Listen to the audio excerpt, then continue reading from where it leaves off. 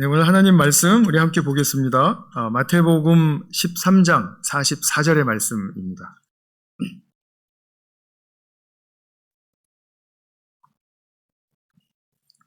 마태복음 13장 44절의 말씀 제가 봉독하겠습니다.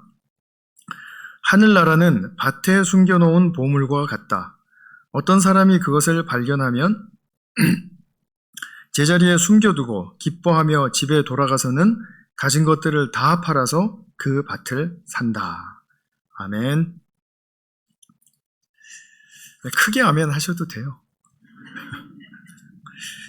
제가 끝에만 좀 읽어드리겠습니다. 기뻐하며 집에 돌아가서는 가진 것들 다 팔아서 그 밭을 산다. 아멘. 감사합니다. 예수님께서 비유를 들어서 이제 좀 우리가 직접 들으면 다소 이해하기 어려운 그 진리의 실체를 쉽게 설명해 주시는 것을 우리가 보고 있죠. 우리가 처음 본 비유는 씨 뿌리는 일의 비유, 또 곡식과 가라지 비유, 이런 것들을 보면 그 당시에 뭐 농경 사회이기도 하니까 이 농부들 그리고 또 그 옆에서 농사를 지켜보는 사람들 얼마나 이해하기가 쉬웠겠어요. 누룩 비유, 그러면 누룩이라는 것은 뭐 가정에서 다 사용하는 것이니까 이해하기 쉬웠을 것이고요. 또 그 나라는 제사를 드리는 나라잖아요. 제사의 그 제물에는 이제 곡식 제물이 있습니다. 거기에 누룩을 넣어야 할 곡식이 있고 누룩을 넣지 말아야 할 곡식이 있고 이렇게 구별이 된단 말이죠. 그러니까 온 나라 사람들이 누룩에 대한 아주 좋은 그 친숙함이 있어요. 이렇게 일반적인 소재들을 사용해서 어려운 진리의 실체를 쉽게 이렇게 접근하게 해주는 그 예수님의 탁월한 그 화법이죠. 비유를 우리가 지금 보고 있는데 오늘은 하나님의 나라는 보물 같다.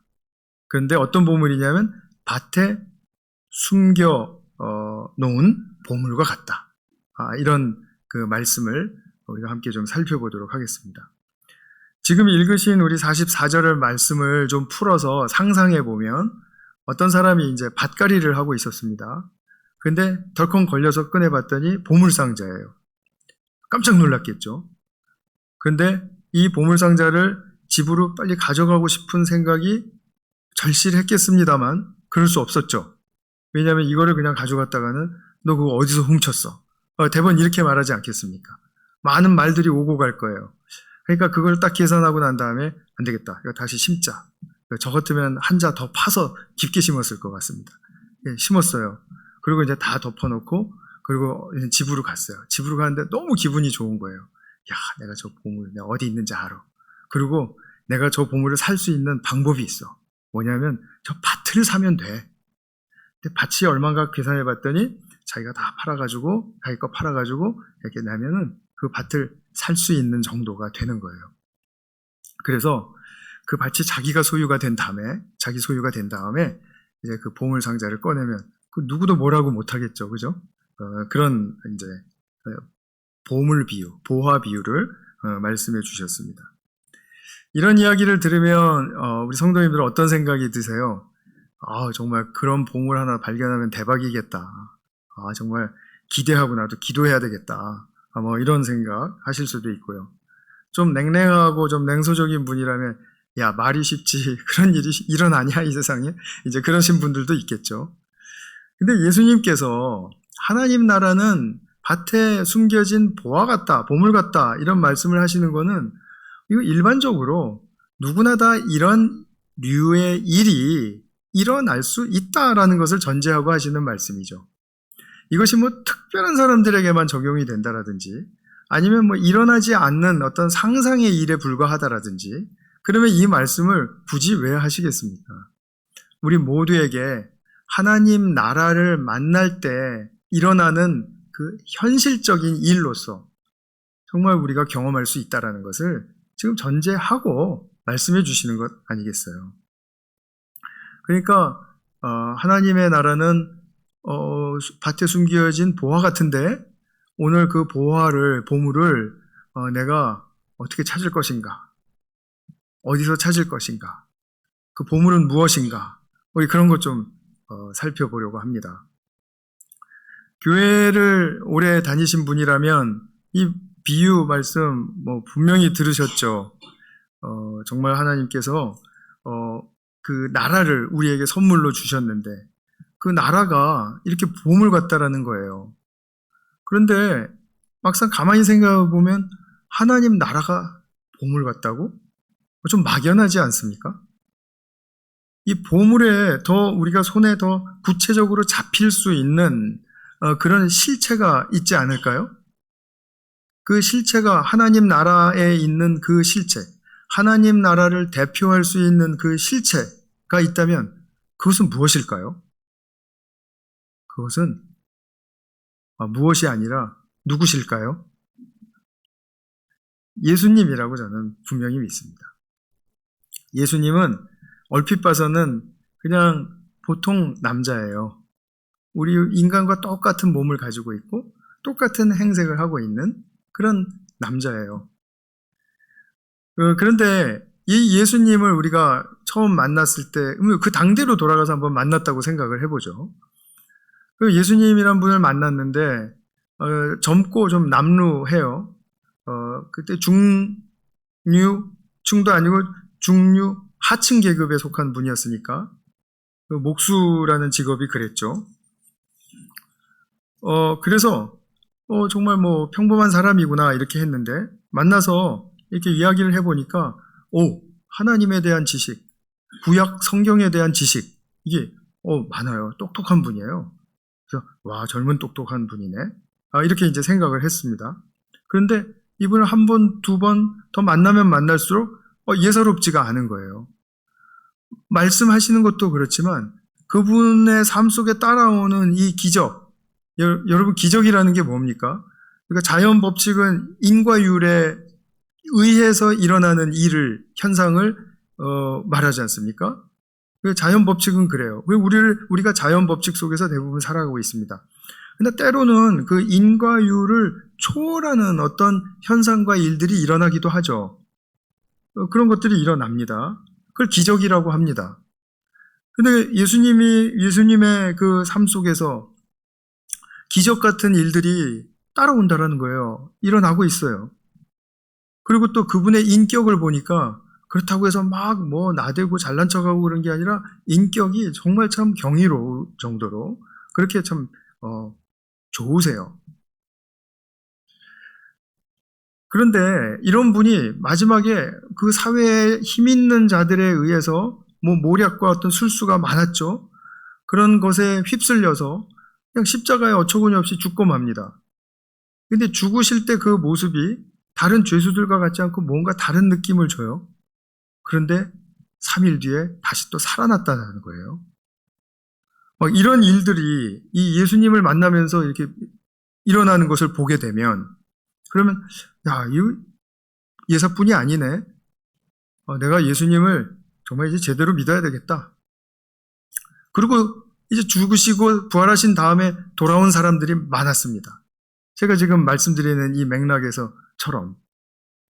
그리고 이분을 바라볼 때, 또 이분의 말씀을 묵상할 때, 정말 때때로 또는 매일 내게 감동을 주고 나의 생명을 새롭게 하는 역사를 막 경험하게 해주세요. 그러니까 이쯤 되면 내가 정말 예수님 믿기 잘했다. 이렇게 내 인생을 새롭게 하고 그리고 나를 돌봐주는 것뿐만 아니라 내 인생을 영원히 보장해 주신다라는 그 말씀 내가 믿을 만하다. 그 말씀이 정말 놀랍다. 이렇게 이제 고백을 하며 크리스찬이라고 말을 해요.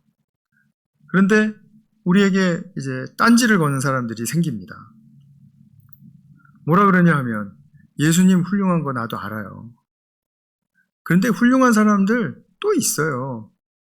소크라테스라든지 또 시달타 부다라든지 또는 공자라든지 4대 성인 몰라요? 4대 성인? 예수님까지 합쳐서. 그래서 그렇게 질문을 딱 받으면 성도님들 뭐라고 대답을 하시겠습니까? 우리 너 자신을 알라 라는 딱고 짧은 한 문장으로 세상에 그냥 완전히 떠버렸죠. 소크라테스. 저는 소크라테스의 성이 소크라인 줄을 나훈아 씨가 노래 부르는 것을 듣고 알았습니다. 테스형이라고 하더라고요. 그래서 그 사람 말은 이거예요. 네가 뭘 모르는지를 알면 그것을 찾게 될 것이고, 그리고 그것으로 살게 될 것이다. 간단하죠? 사상가예요. 부다는 마음을 비우라고 했습니다. 비운 다음에 무엇을 채우라고는 얘기해 주지 않았습니다. 그런데 그 사람 삶을 딱 보니까 마음을 비우고 자기의 직분, 왕자로서의 그 직위를 포기하고, 그리고 또 자기 소유도 다 뒤로 하고, 그리고 수련하고 그렇게 살다가 죽으니까 유명한 사람이 됐어요. 불교의 창시자도 되고요. 그렇게 됐습니다. 공자는 어떻습니까? 공자는 사람들이 다 관계를 맺고 산다. 근데 그 관계에서 중요한 것은 예의다. 이 예를 잘 배우고 실행을 하면 옳은 삶을 살 수 있고 바른 세상을 만들 수 있다. 이렇게 믿었어요. 그래서 지켜야 할 것, 하지 말아야 할 것, 이런 것들 줄줄이 많이 설명해 주었습니다. 그래서 또 유명해졌습니다. 예수님도 우리가 말씀으로 감동받는다고 해요. 그러면은 소크라테스의 말이나 공자의 말이나 예수님의 말이나 다른 각도에서 보는 거 아니냐. 자, 이렇게 보는 각도에서 공통점은 무엇입니까? 다 그 네 사람의 사상과 종교 철학적인 그런 측면을 바라보고 하는 이야기죠. 맞습니까? 자, 그렇다면 우리가 예수님 말씀 대단하시다라는 거 알아요. 우리는 뭔가 다르다는 거 알아요. 그런데 그런 측면에서 다른 사대성인과 비교해서 그 세 사람과 비교해서 예수님을 말하려면 많이 딸려요. 이거 뭐라고 깔끔하게 좀 얘기를 해줘야 되는데 그게 잘 안 된단 말입니다. 그러면 우리가 예수님의 말씀은 공자님 말씀보다 더 탁월하기 때문에 그걸 또 그럼 어떻게 증명을 할 겁니까? 접근 방법이 달라져야 된다 이런 말씀이죠. 사상과 종교 철학적인 측면에서 예수님의 탁월성을 주장하려면 되게 어려워집니다. 그리고 밑도 끝도 없는 그런 싸움만, 논쟁만 계속될 뿐입니다. 이게 설득력이 생기질 않습니다. 그러면 우리는 사상과 종교 철학 이런 측면에서 예수님을 말하지 않는다면 그럼 우리는 예수님에 대한 무엇을 이야기를 해야 됩니까? 그게 문제죠. 우리는 자 보세요. 세 사람은 다 사상가들이에요. 그러니까 그 사람들의 말을 분석하고 그리고 이해하고 그리고 또 해석합니다. 그렇기 때문에 그 사람들에 대한 신분이나 그 사람들이 어떤 몸을 가졌는지는 관심이 없습니다. 소크라테스가 무슨 어떤 위대한 학원의 원장이라든지 그런 거 별로 관심 없지 않습니까? 부다가 무슨 어떤 몸을 가졌는지 그 별로 관심 없지 않습니까?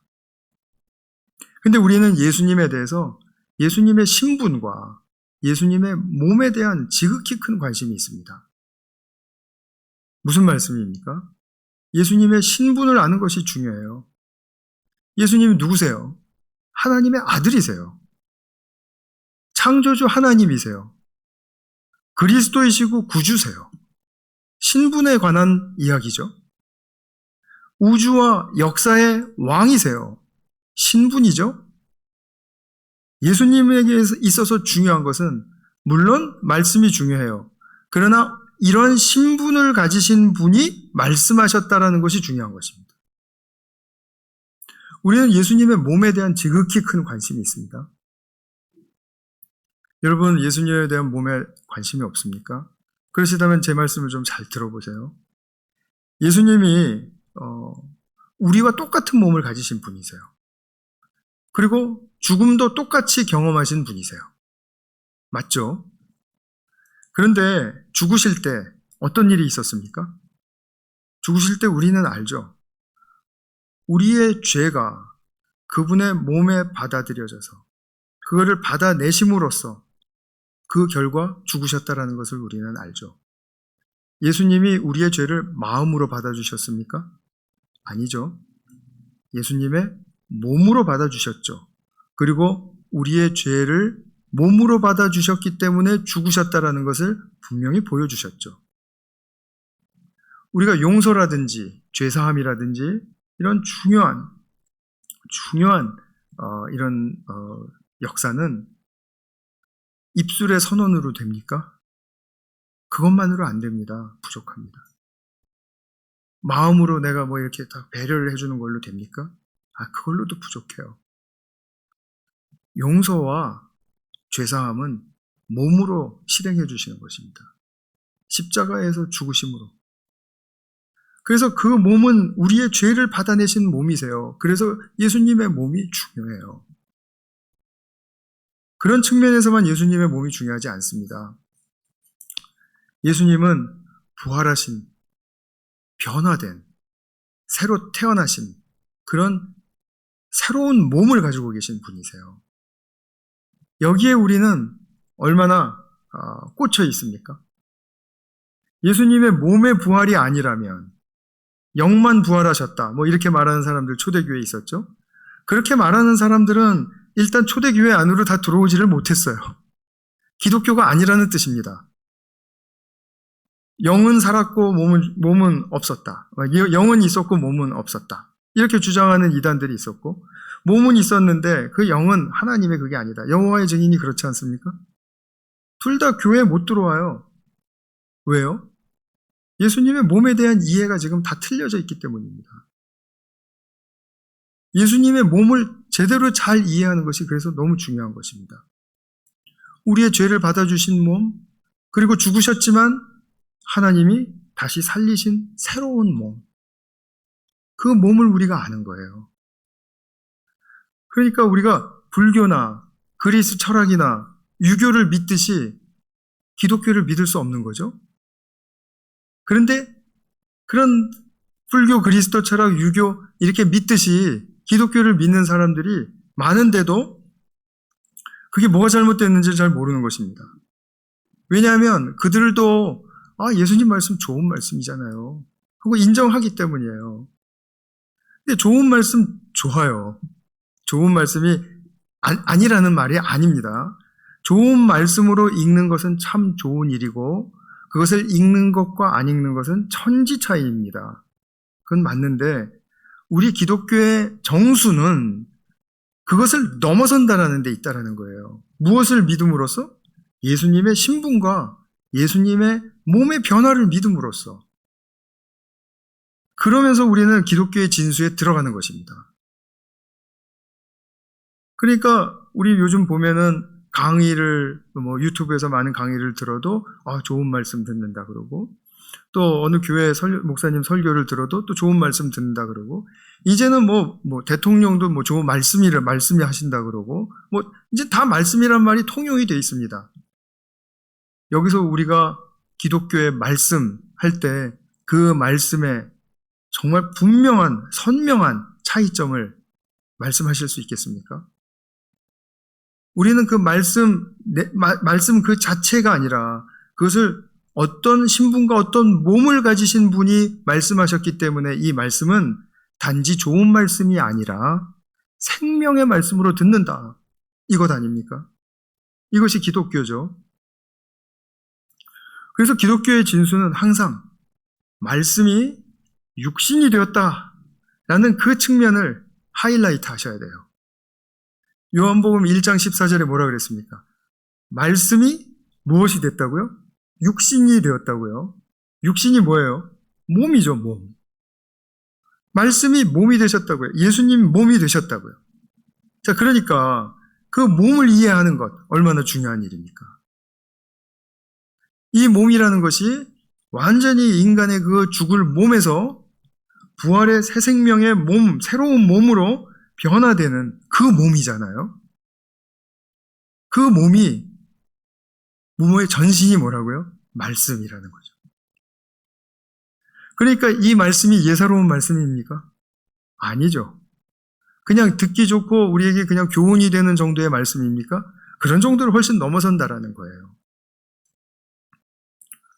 그래서 우리는 이 말씀 속에서 예수님의 신분과 예수님의 그 새 몸, 부활의 몸을 우리는 늘 기억하고 그것이 우리의 중심에 오도록 잘 추스리는 것, 우리의 마음을 가지런히 정돈하는 것, 굉장히 중요한 일입니다.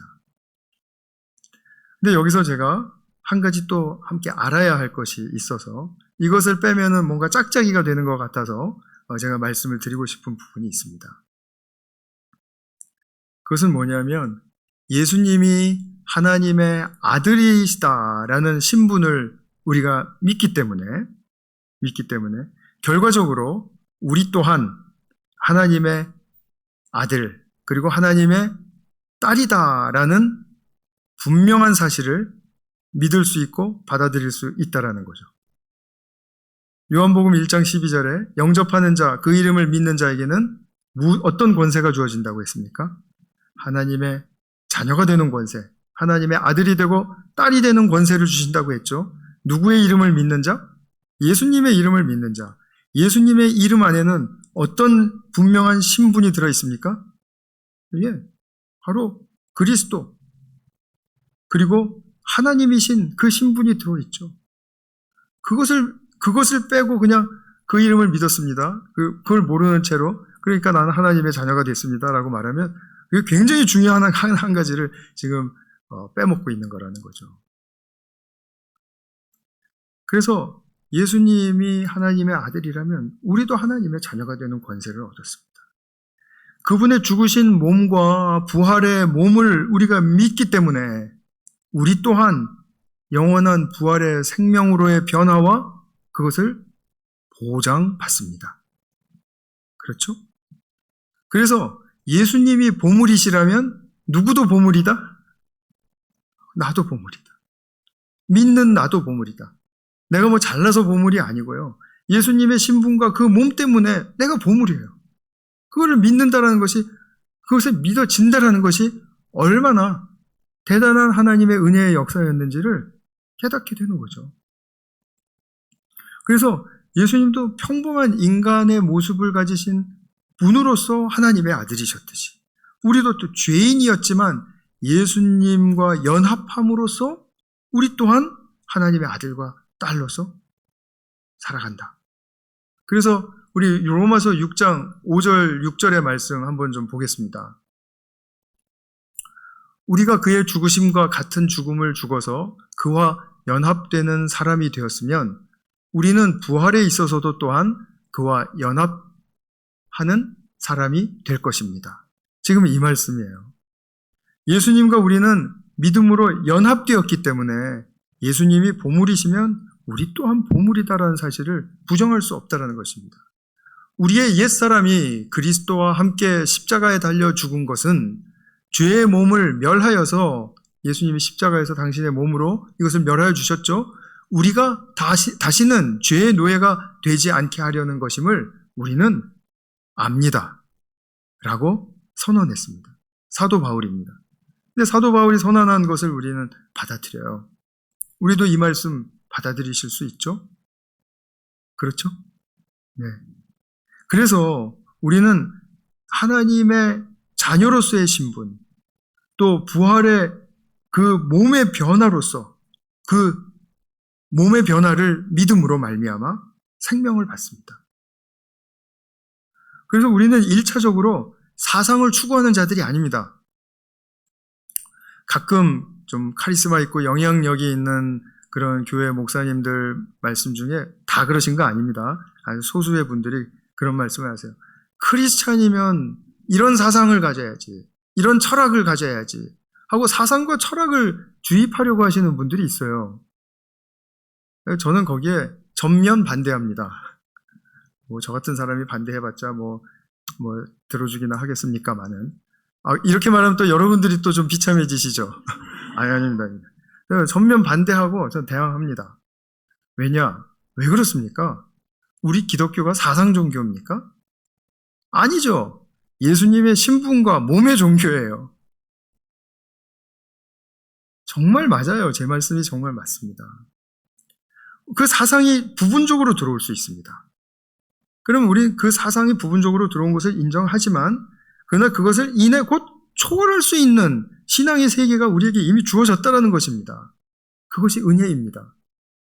하나님의 생명의 은혜. 그죠? 그리고 하나님 나라의 은혜가 바로 그것이에요. 그래서 이 세상에서 뭐라고 그러는 사상 그것을 또 연구해서 이렇게 듣기 좋게 막 해석하고 한 거 그거 다 좋아요. 다 좋은데 우리는 그런 거 모른다고 해서 전혀 기독교 신앙의 진수를 지키고 그것을 살아내는데 지장 없습니다. 우리의 구원 속에서 무엇이 가장 중요한지 아시겠죠? 예수님이세요. 예수님의 신분과 예수님의 죽으심과 부활이에요. 그것이 우리에게 뼈저리게 중요합니다. 그래서 도덕과 바른 생활도 중요하고 또 학문과 세상을 발전시켜서 좀 잘 되게 하는 것도 중요한데 이런 것들은 모든 피조계에서 부분적으로 중요한 거예요. 부분적으로. 신분과 예수님의 신분과 몸에 대한 가르침을 모르면 기독교인은 바로 유사 기독교인으로 전락할 가능성이 무척 커집니다. 유사 기독교인이라는 말은 기독교인이 아니라는 뜻이에요. 딱 잘라서 말씀드리면. 지금 내가 크리스찬이라고 잘못된 주장을 하고 있는 사람을 말하고 있는 것입니다. 유사 그리스도인이라는 말은 청교도 때부터 그때 그 목사님들 또 학자들이 많이 이야기해온, 많이 표현해온 바입니다. 그래서 우리는 예수님의 신분과 몸에 대한 그런 분명한 이해와 그리고 그것의 믿음이 우리에게 있어야 됩니다. 가지실 수 있어요. 하나님의 나라는 숨겨놓은 밭의 보물과 같다라는 말을 다시 한번 생각해 보세요. 그 말씀 안에는 바로 예수님의 이 놀라운 정말 이렇게 다 벗겨내면 벗겨질수록 더 생생하고 더 새롭게 나타나는 그런 예수님이 어떤 분이신가에 대한 이해와 신분과 그리고 예수님이 당신의 몸소 무엇을 체험하셔서 어떤 몸을 가지셨는가에 대한 바로 그런 비밀스러운 복음의 정말 진수가 발견될 수 있는 것입니다. 그것이 바로 밭에 숨겨진 보물과 같은 것이죠. 그러면 그리스도께서 우리에게 숨겨진 보물과 같다라는 그런 사실을 믿는 가운데 우리의 신앙이 조금 더 경이롭고 그리고 조금 더 호기심이 발동이 되고 그리고 조금 더 그것을 생각하면 좀 가슴이 열리고 그리고 찾아보고 싶다라는 그런 의욕이 생겨서 그것이 동기부여가 되어서 나의 신앙생활을 이렇게 잘 이렇게 이끌어가요. 밀어줄 수 있는 그런 좀 내면의 힘이 생겼으면 좋겠습니다. 예수님은 보물이십니다. 그런데 숨겨진 보물이십니다. 이 보물과 같은 또한 내가 어떻게 하나님 나라에서 또 대우받고 그리고 또 어떻게 여겨지는가에 대한 것은 다음 비유 하나님 나라가 진주 장사와 같은데 그 진주 장사가 얼마나 그 좋은 진주를 찾아 헤매겠습니까? 그 진주가 바로 우리라는 사실에 대해서 한번 또 말씀을 펼쳐드리도록 그렇게 하겠습니다. 그래서 이 보물 때문에 내가 가진 것 다 드릴 수 있다. 이런 역설적인 축복을 우리 모두가 충만하게 누리실 수 있기를 축복합니다. 기도하겠습니다. 하나님 아버지 감사합니다. 정말 기독교 신앙의 진수를 오늘 비유를 통해서 한번 생각을 해보았습니다. 주님은 밭에 숨겨놓은 보물과도 같습니다. 정말 그런 보물을 우리가 찾고 기쁨으로 정말 그 소유하기를 원하는 그런 마음으로 우리가 주님을 찾고 구하고 두드릴 수 있도록 우리의 심령을 열어주시고 또 힘을 주시고 축복하여 주시옵소서. 예수님의 이름으로 기도하였습니다. 아멘.